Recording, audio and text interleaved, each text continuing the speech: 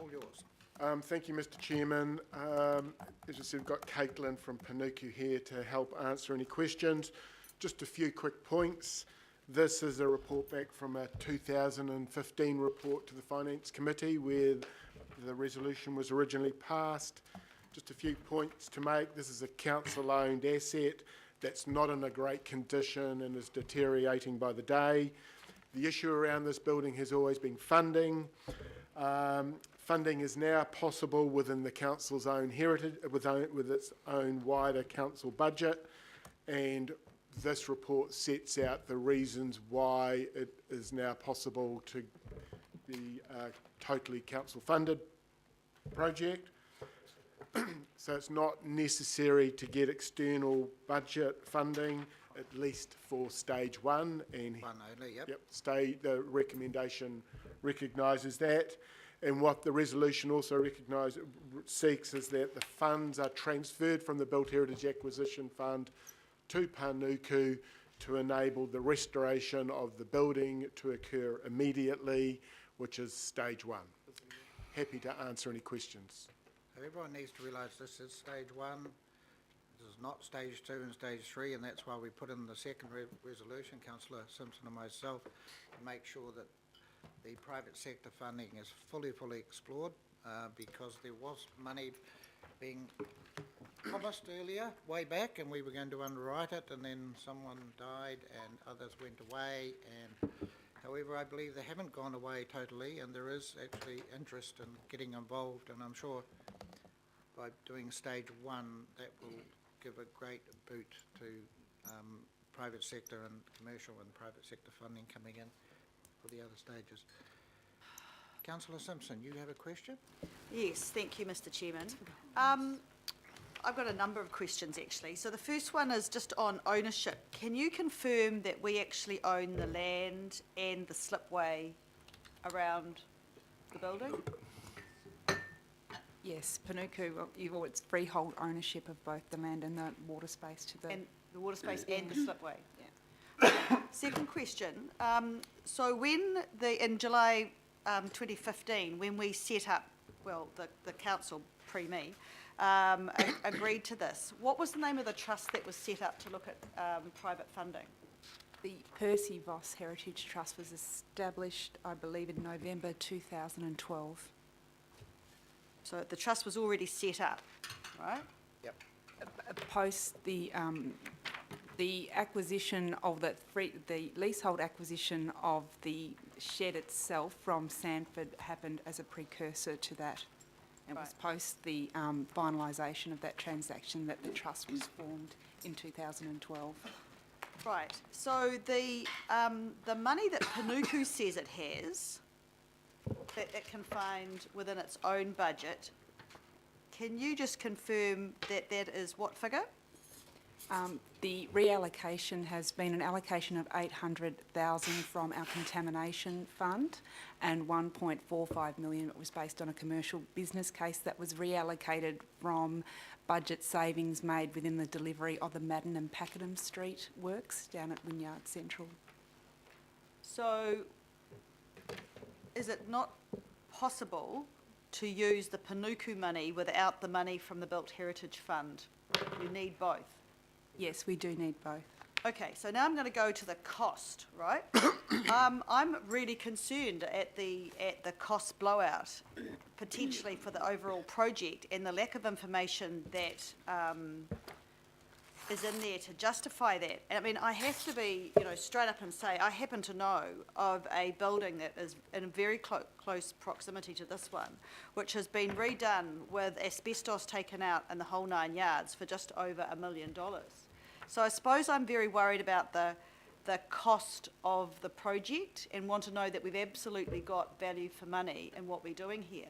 I mean, we sit here and listen to the reason, with the greatest of respect, none of us are builders or developers, but I suppose what I've seen is a very similar building in the same area that is just being completed for a lot less than this. And I'm just concerned that we potentially are paying too much for this project. The cost plan which had been included was based on a simplified scheme just for stage 1, Yep. which was based on the Matthews and Matthews architectural concept. It has been costed by a quantity surveyor that we're relying on in regards to establish that cost plan. So did we only get one cost? We didn't get any other, just do one? At this stage, to establish the budget, when we go to tender, we'll go out through a competitive tender process to finalise the cost for the contract. I'll hold my comments until a bit later, but yeah, I've got some concerns. Councillor Fletcher. Oh, thank you, Mr. Chairman. As one of the councillors who was here at the time, it is disappointing that what we envisaged hasn't quite come to pass yet. So it's really to get a little bit more insight where it's possible as to why it hasn't happened. And like Councillor Simpson, I'm a little astounded with the Matthews and Matthews Heritage Architects scoping and staging preliminary costs that we've got there from 4.7 to 8 million. That is alarming, and so would like to interrogate that just a little bit further. But in principle, can I say, this is just the most wonderful project. It's certainly part of the rich tapestry of Auckland, the whole maritime story that we've got, and it's work that we must undertake. But I'm mystified as to why those partnerships, because I was quite involved at the beginning of this, and some of the partnerships that were anticipated just seem, and maybe you're not in a position to be able to say publicly today, but I'd really like to know a little bit more as to why we're at this point. But in no way do I want to see us making anything other than progress. So if you can give us the assurance that with the use of those funds, with the mitigation around the asbestos and so forth, that we will be in a position to go into a partnership potentially for stage 2 and 3, well, that's just fine. But there's not much in the body of this report to give me that encouragement. So perhaps Noel can help. Through the chair, the establishment of the trust was dependent on key individuals who are now no longer with us, and I think, standing back and looking at it a bit, I think that was one of the key reasons why progress wasn't made. And then there was also a lot of change within Panuku and Waterfront Auckland at the time. So both parties, Lost momentum. the key personnel changed there to the extent that, to be perfectly honest, I was thinking I was bringing a report back saying this wasn't going to happen. And I think it was Caitlin who came on board in Panuku who reinvigorated the involvement, let's say. So that would be the background from that side of things. In terms of the costs, I'm not a developer, but I do know there is another heritage building which has been on our in our sites where the costs have doubled in the 4 or 5 years. So this doesn't come as a surprise to me in the heritage space. No.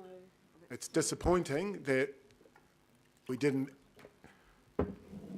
make progress a lot quicker where costs were a lot lower. Yeah. I guess I'm always a bit cynical about having champions for a project, but if ever there's a project that needs a champion, it is this one. Would the appointment of somebody in terms of that political oversight and assistance for Panuku in getting out there and helping sell this project be of any assistance?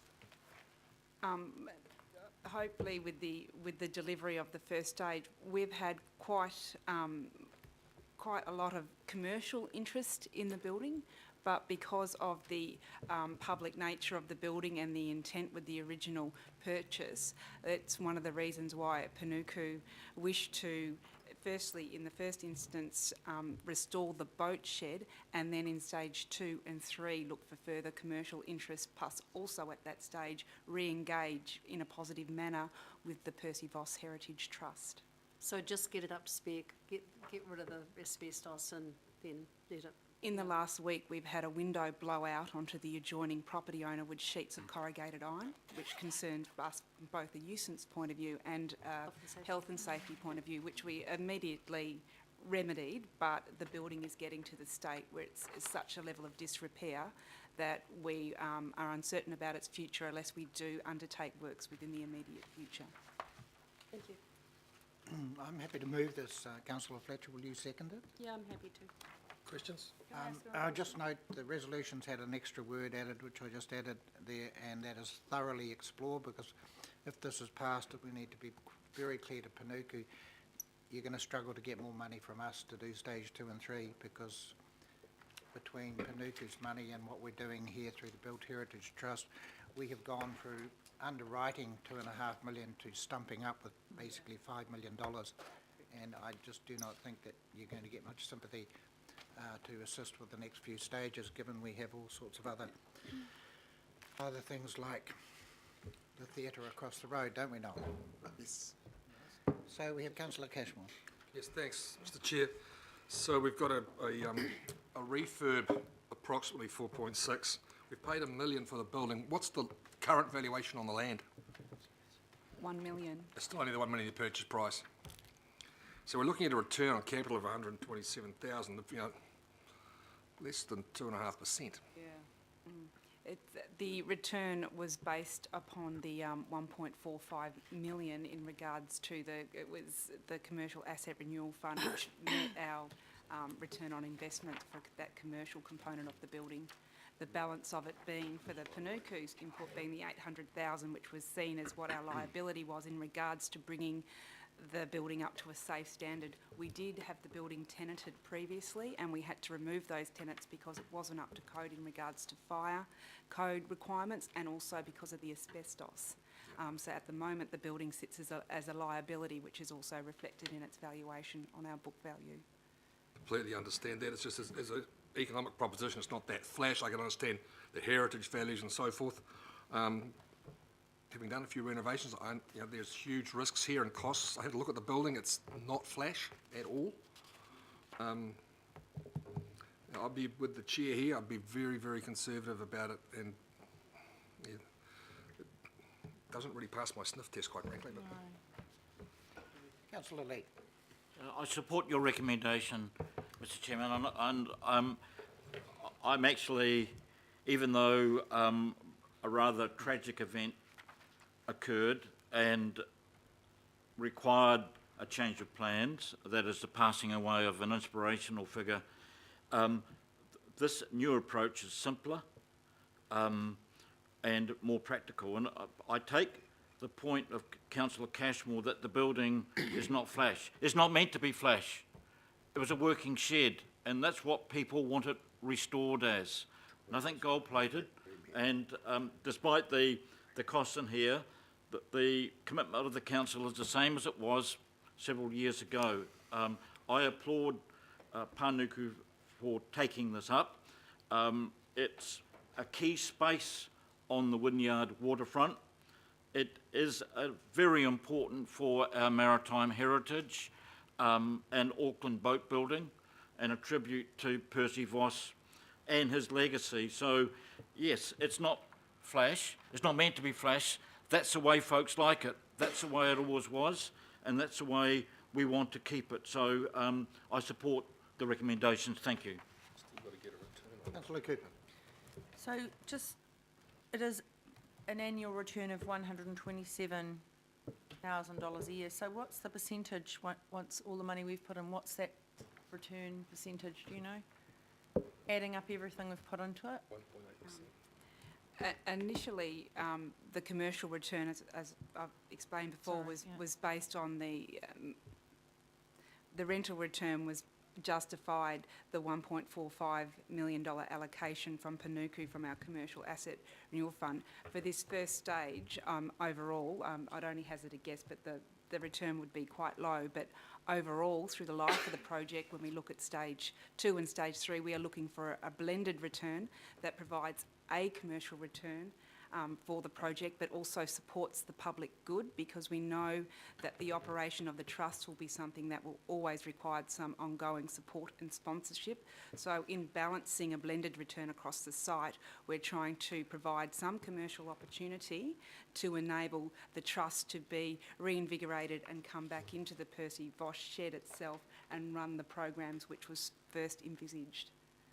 I suppose, Mr Chairman, for me, I will support it, but we always do this, it's community access, and then we have some commercial, but then everybody else wants to be in there and they want it at community rates, and that concerns me. And if we're unable to get commercial sponsorship for the stage 2 and 3, we have a building partly finished that no one can rent and we're stuck. I mean, those are my concerns. But I guess at the end of the day, we need to retain some heritage, and there's a lot of money gone into the Wynyard Quarter in that area. So I will support it, but I have reservations going forward. Caitlin, do you want to just comment about the rentability after stage 1? No, stage 1 is a completed boat shed, so that 127,000 per year will be able to be obtained post the completion of stage 1. Stage 2 is the restoration of the bluestone slipway, which would enable boats to come into the building with the use of the slipway. Boats can come into the building now under tow of winches. So it's the complete restoration of the slipway, which is stage 2, which would be looking for some commercial investment of. Stage 3 is the value add. There's certain auxiliary add-ons around the Voss shed which would be removed, and the jetty structure as well, which is there. We can potentially, with the timing of the headland area become available and the tanks being removed, look at some commercial food and beverage and other developments along there which would be quite profitable in that location, which would again be used to actually subsidise the Percy Voss Trust, which we are looking at.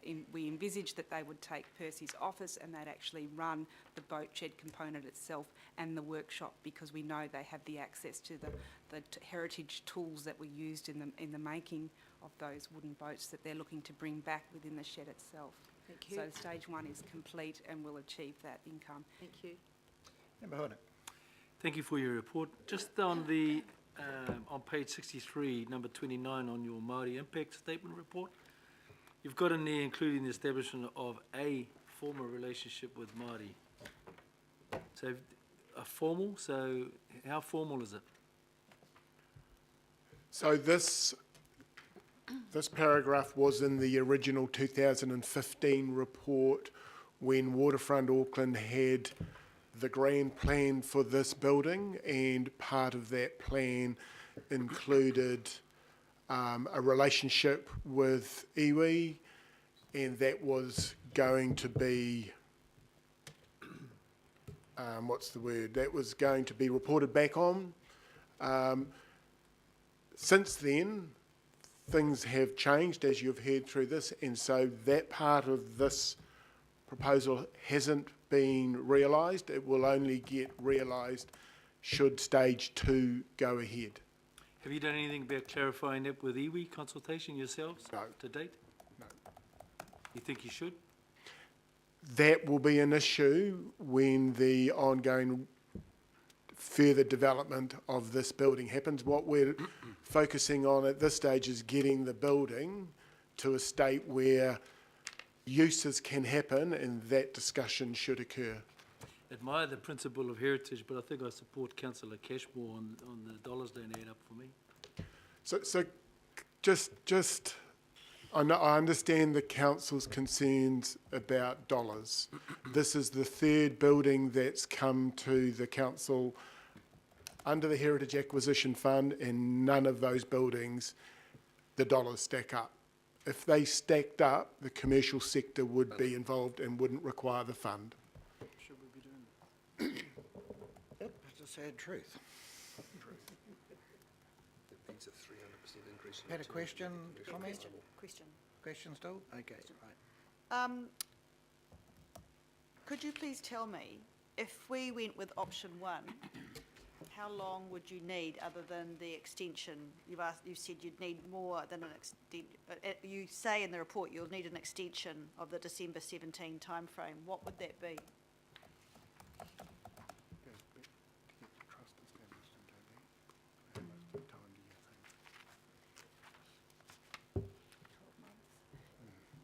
Just through the chair, we'd probably look at a 12-month extension, but we'd also be quite hesitant, given the damage that occurred to the building within the last week.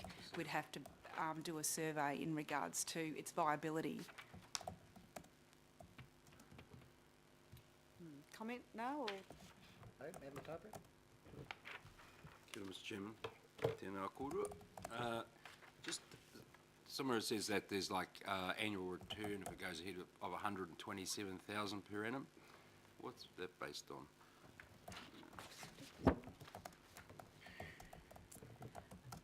Just through the chair, the annual return is looking at the office accommodation, which is located on the second floor, looking at a rental accommodation of approximately 40,000 per year.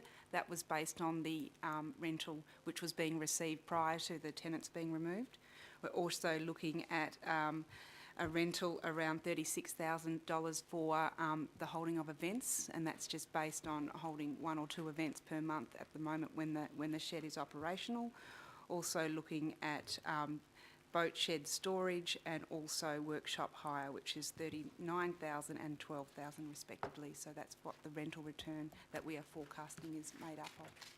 So I raise that because, I'll ask that question because they were speaking in terms of formal relationship with Māori. There was a proposition around Māori carving apprenticeships and Waka building restoration projects. And so my next question is, because you haven't formalised that agreement and unlikely to in stage 1, which is different from what was said in 215, I must say, where we gave it support for those reasons. My question now is, these current existing activities that you talked about, the 127 per annum, is it likely to crowd out any opportunity for those other things to occur, such as the Māori carving apprenticeships and the Waka building restoration projects? Just to the chair, we don't foresee that it will negate any future opportunities. Stage 1 is purely just to secure the shed, and so we can actually proceed to look at the commercial opportunities within stage 2.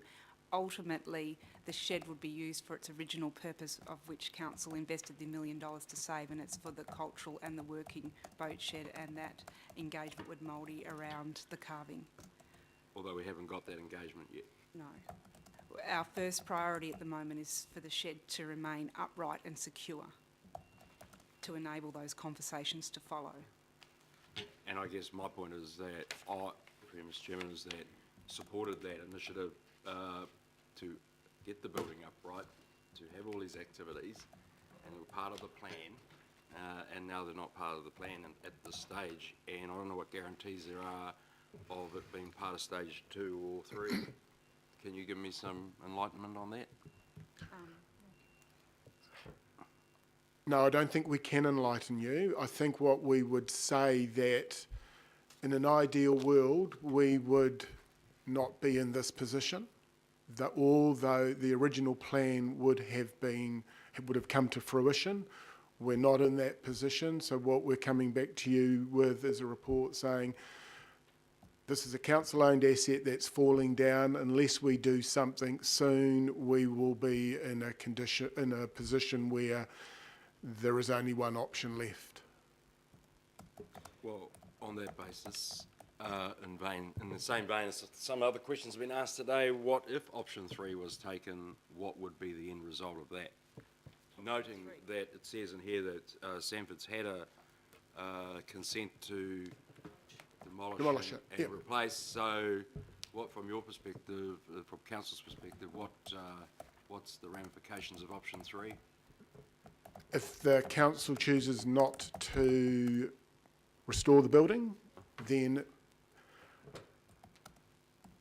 I'm not quite sure of the unitary plan status of the building, but it potentially could be demolished as of right. Would have thought if it had a consent to do so already. No, that It's expired. if the Pre the adoption of the unitary plan. I can't say whether that consent was a resource consent, whether it may be a 10-year consent, or whether it was a certificate of compliance, which only lasts 5 years. I haven't got that information. That information would be helpful. Well, I think the current situation is now. No, I don't think it necessarily helps the committee make a decision, because the position now is no different. Well, it The might be- unitary plan rules have not changed. Okay, well, it might help me if I actually supported option 3, really. That's my thinking at the moment, because all the things that you said you would do, not you personally, but all the things that were said in 2015 are somewhat changed, and you just said that. Yep, absolutely. And so it's really a whole new item again, in my view. And you're reliant on parts of the 215 restoration plan. So, you know, again, all of that's gone out the window. Is that the best option for that property now to restore it, or is it the best option to take 3 and let it go and build something else? So, you know, I'm quite mixed now, Mr. Chairman, in terms of positioning on this. I am concerned about spending the money when we had a plan that we'd agreed to in 2015. It's now changed and we're still asking for the money, and we've got no guarantees of what the things we agreed to in 2015, and we still want the money. And we're really not sure entirely, in my view, about will the other things that we promised in 2015 get crowded out by the existing occupancy and tenancies and things that are going on there, and we still want the money. And so, you know, I have to say, Mr. Chairman, I'm somewhat concerned now. Well, my understanding is there would be no crowding out from the Built Heritage Acquisition Fund as per this year. That's great. There is the money there, and so there wouldn't be crowding out of that fund and something else not going ahead. I suppose just as partly to answer, is just reflecting on Councillor Lee's comments. I mean, this is an incredibly important part of our coastal heritage and our boat building heritage, which is, you know, this is a country which prides itself on what we do there, and needless to say, we've got the America's Cup coming here within 3 or 4 years, and I mean, if this building was one thing that was managed to be up and running and showing that incredible heritage going back to, sorry, when was it built, in the 20s or 1910 or something? 35, I think. You know, I mean, and it is a unique wooden building, so I would think it'd be a shame if we didn't back this and then bold it. That would be really, I would think, be a travesty. But that's only my view. Councillor Simpson. Thank you, Mr. Chair. I think it's a good project, and I think it's a shame that we didn't do what we said we were going to do, which is find private funding. My option would be to look for that funding, still look for that funding. And I understand that, you know, time's a bit tight and, you know, certain things, but with the money that Panuku have already got, we could get the building to a hold, so it's, you know, not going to fall down or whatever.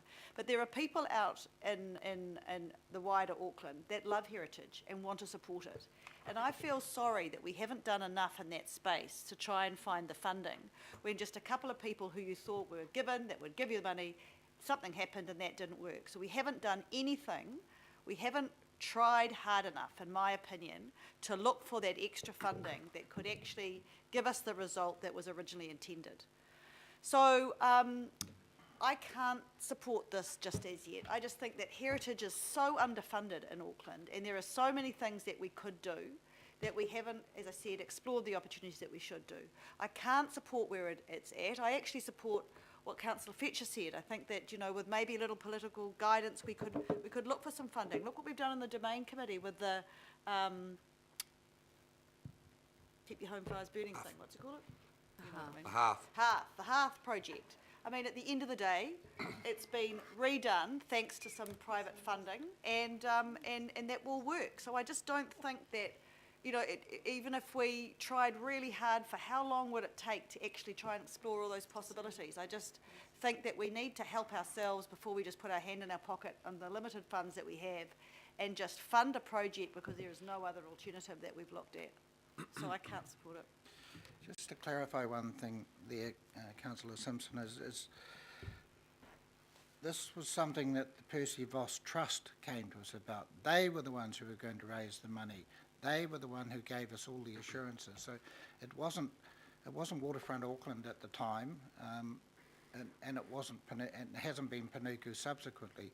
It's they fell down, and they're still there and still floating and giving some hint that they're alive and well and they will help. But it hasn't really been Panuku's role to go out and make that trust work to raise the money. Their role is coming back and saying, this building is falling down, it is falling down seriously now, and and it probably would just need one incredible weather bomb or something to hit it, and it potentially could just start really collapsing. So they're coming to us today to say, this is what we need to do for stage one. And I mean, the bottom line is we've got to thoroughly explore. They come back for stage 2 and 3, we just say no. It just sits on the back burner. I It suppose- just doesn't Yes, we're getting a so return. unless private enterprise or donors come through with the money, it'll just stay as it is. It's as simple as that. I understand that, Mr. Chairman. I suppose that my other concern I have is that, we've only taken one heritage architect to give a quote for, which has raised the cost significantly, and that's all. And I, once again, don't think that's very commercial. Just through the chair, can I clarify? The $8 million was an updated cost plan on the Foy and Hayes scheme that was presented to, as part of the submission to get the Built Heritage Fund grant in 2015, sorry.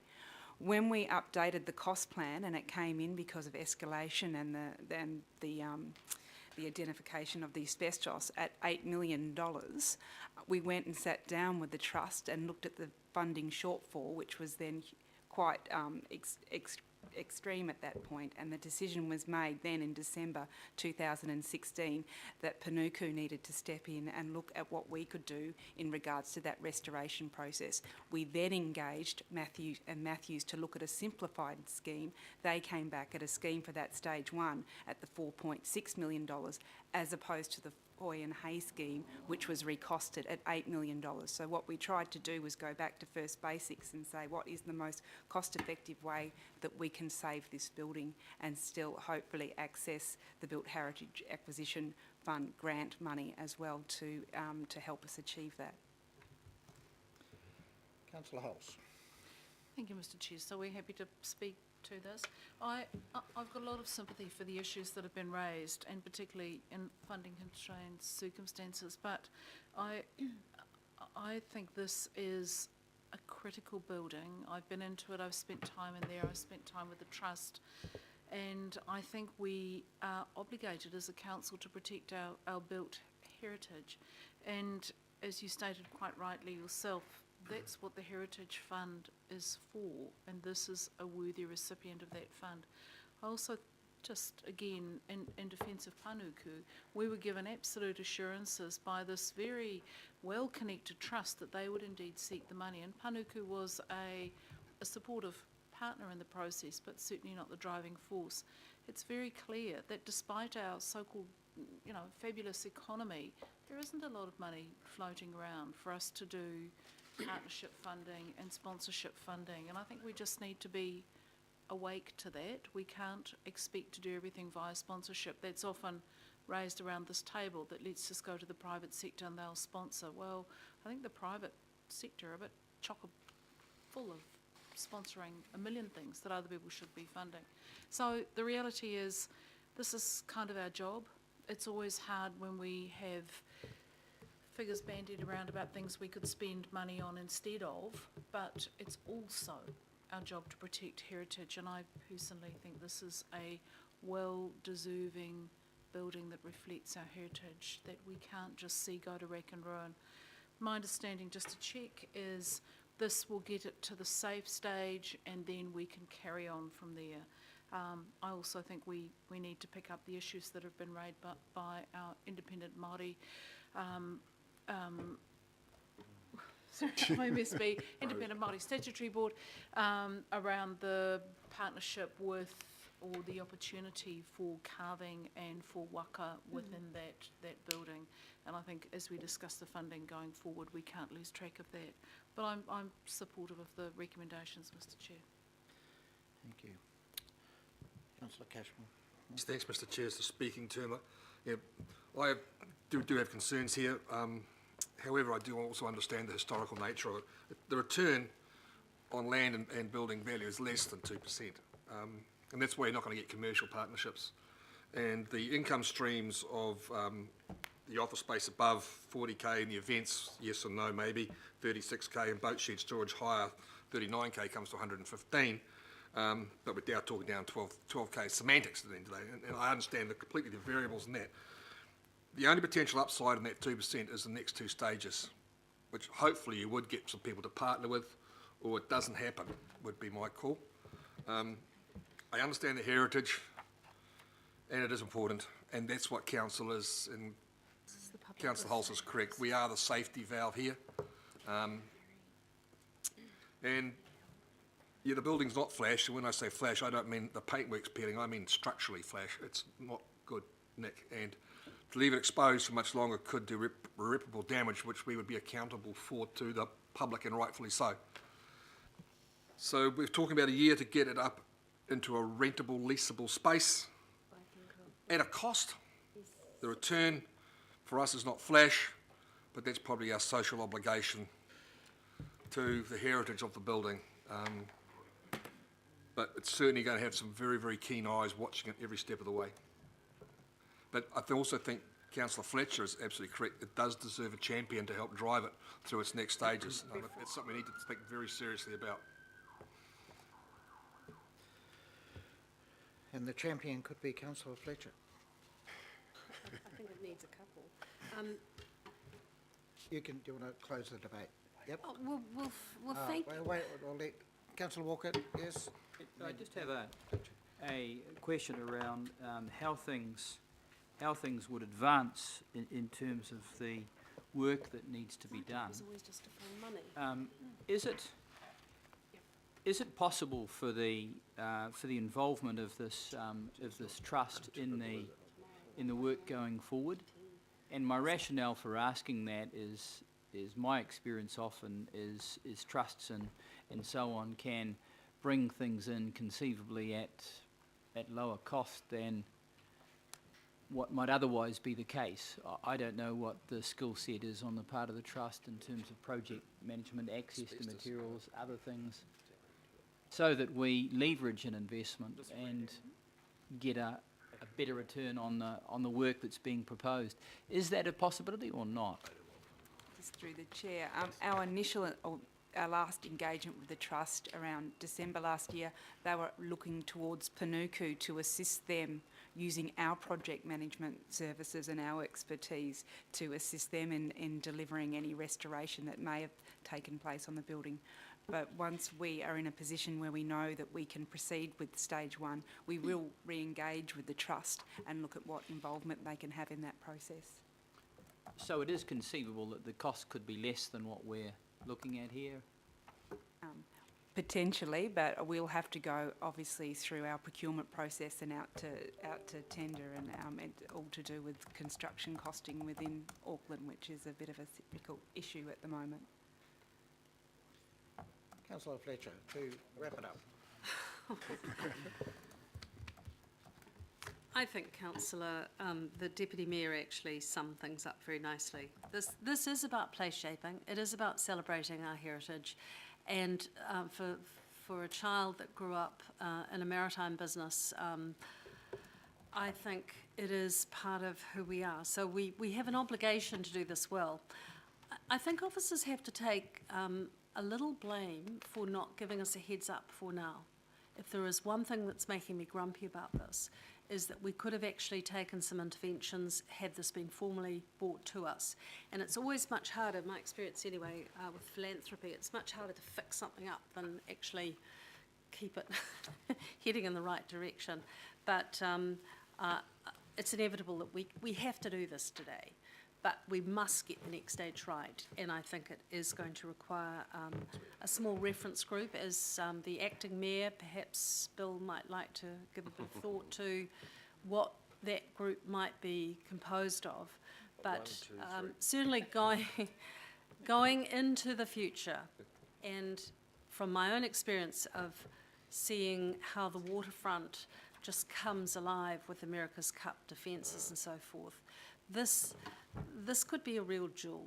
You know, it could be a great driver of economic activity in all sorts of ways that right at the moment it just looks a cost, but I think there are opportunities that will come with this, not the least our grandchildren thanking us for actually salvaging something that was pretty precious. So I don't want to go all woolly and say it's marvellous and the dollars don't matter, because the dollars do matter, but officers do need to work much more closely with the political organisation to ensure that if there are individuals that want to come on board and add support to this, that we are in a position to be able to avail ourselves of that. We can't delegate that entirely to Panuco. I feel incredibly sorry for Panuco at the moment.